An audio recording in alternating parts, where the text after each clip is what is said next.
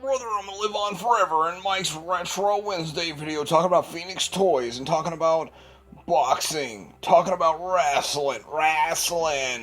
Yeah, brother. Thanks, Mike. Welcome back to Retro Wednesday. It's Titanium here. This is Mike, and today I want to talk to you about Phoenix Toys' Rocky 3 toy line that came a year after the movie. And yes, it was a failure. Most people do not know of this.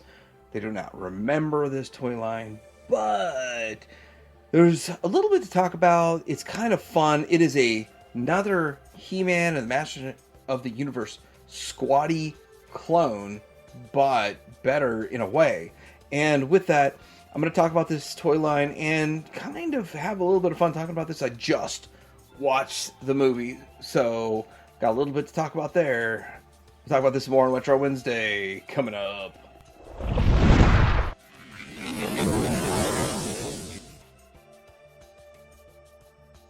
Rocky 3 is another underdog movie, but of course it was a different way of presenting an underdog movie. He was on the top, he lost his hunger, had a bunch of easy fights, and was no longer the underdog until he got beat and wanted to get the title back. So there's a lot more to it, but at the end of the day, pretty good movie. I like how they pulled back Apollo Creed and all of that, but yeah, it's a good watch. I'd suggest pretty much any Rocky movie.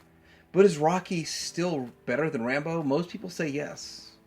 First off, we got to address the body style. It looks a lot like He-Man, kind of copying the He-Man buck in a way, but they made him taller. His legs are not as bent, so he didn't go get bent as much.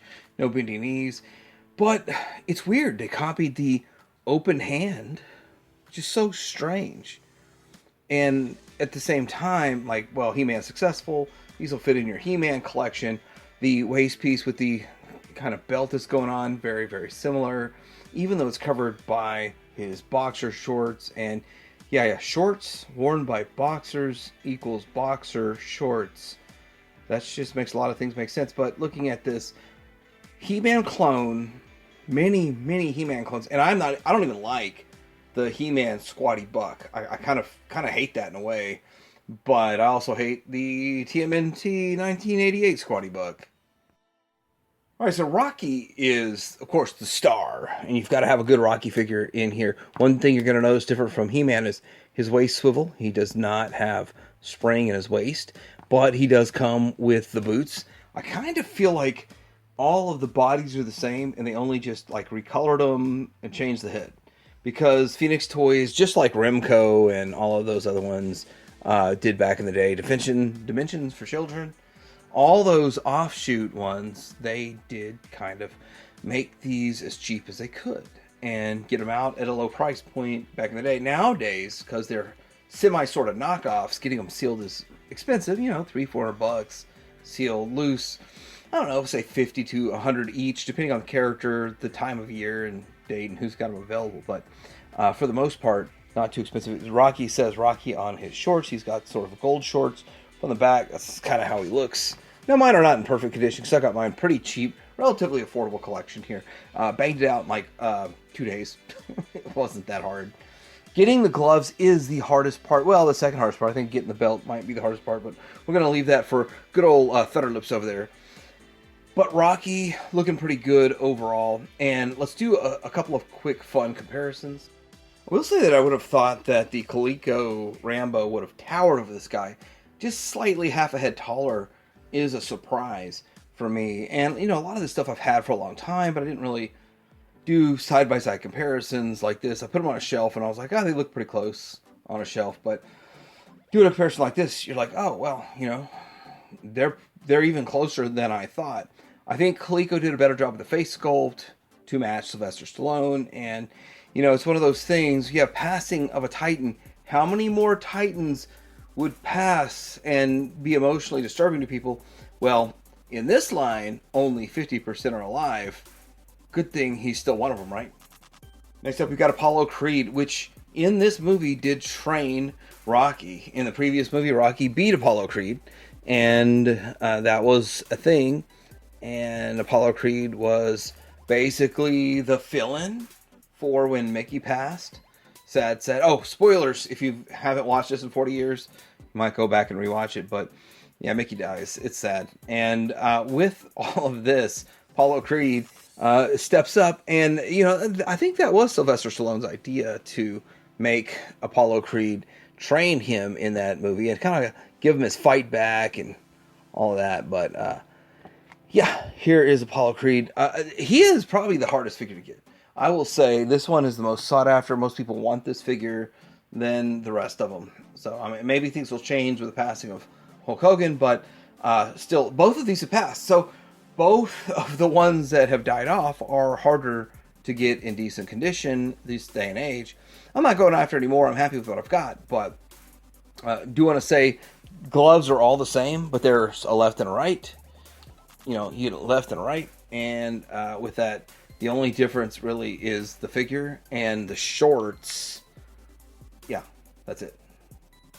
Clubber Lang was played by Mr. T. Mr. T is such an icon. I mean, I wish this figure would have come with like some jewelry to put on him, but that wasn't really in the movie, so he didn't wear that the massive 27 necklaces or whatever in the movie.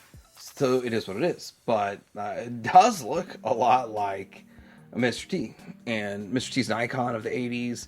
Another one that if and when he passes, it's going to be tough. It's going to be like, oh man, that really sucks. And because Mr. T does a lot of great things, a lot of good things. And you think about it, even back then, he was a positive role model to kids everywhere. He was actually very, very hated in the Rocky 3 movie portrayal, because he literally beat Rocky. He beat the underdog, and the way he acted. But at the end of the day, I still think a lot of people look back on it and say a lot of respect for him. He was tough. He trained like crazy for that movie. I mean, he didn't just get handed the role. He worked hard for it, and he did a great job. So anyway, it did fuel his career. And Rocky and Sylvester Stallone fueled lots of careers. In fact, several careers. Alright, if you watch my channel, you know that my favorite part of making about any of these videos is the comparison time. And I have to say that I'm kind of split 50-50. I kind of like the overall head on Remco A-Team for B.A. Baracus, and they included the chains. But this feels more like a better face. But he's wearing, of course, his guard. He's wearing his mouthpiece, so it's a much bigger smile, and it looks like he's more of a boxer than what's going on over here. So with that, it's kind of a 50-50 split. I think they're even. Nobody wins and nobody loses. But remember, you can get an A-Team here. There's a lot of Mr. T's and B.A. Baracus out there, but I think these are the most popular. Plus, you've got the 3.75-inch figure. Getting down to the last one, which is Thunderlips. Now, Thunderlips is an interesting figure, a character. I bought a lot of wrestlers for $50, and I pulled out like this one and a couple other things, and said, I'm gonna keep Thunderlips and I'm gonna keep a couple other things, but at the same time I was like, I'm gonna sell the rest. I sold the rest of it for $50, so I got this figure for free. And which is impressive, but of course he didn't have all of the accessories. I put an extra pair of shorts on him. I think these would have effectively originally gone with Clubber Lang with the Mr. T, and with all of that, I don't know why these are blue, and so I felt like it's kind of fun because these somehow are blue and Clubber Lang's are white, and it just seems like he'd wear some shorts in the ring. So anyhow, he should be given some boxing gloves too, like everyone else. And that was fun. But over the years, I have picked up a couple of wrestling figures. I'm not big on wrestling. I don't really actually follow anything wrestling at all. But kind of sickens me that ABC News kind of aired all his worst laundry on the day he died, and informed people like me that I had no idea that he said one bad thing in the comfort of his own home. And it got aired to the entire world. So that's kind of crazy. But yeah, ABC News sucks. But yeah, long live good old Hulk Hogan in all of the media that he's in and all the things he did, positive, maybe just some negative, but his positives outweigh it. Each one of these figures actually came packaged with a championship belt, and you could attach it. It's made of gold plastic, so it has gold plastic syndrome, so I dare not even close up the good one that I have. That one is a little bit broken, but it still works to fit around them and clip on them. It is what it is. And you notice my collection's not in the greatest condition, greatest shape, and I don't even care. But each one came with a belt. They all had the opportunity to become the champion. And with that, you can just put the belt around them and tighten it up. But a lot of them are just kind of formed in a circular fashion.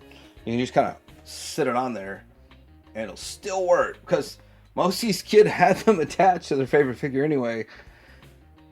You know, the 12 kids that actually had these figures back in the day. All right, so this is pretty much it for the entire Phoenix Toys toy line. I don't know what else Phoenix Toys made, but it is what it is. And with this is kind of a fun little toy line. So we've got the Apollo Creed, Rocky.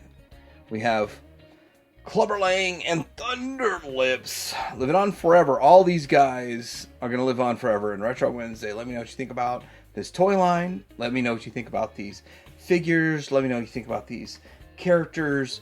And with that, Ted Deerminger out.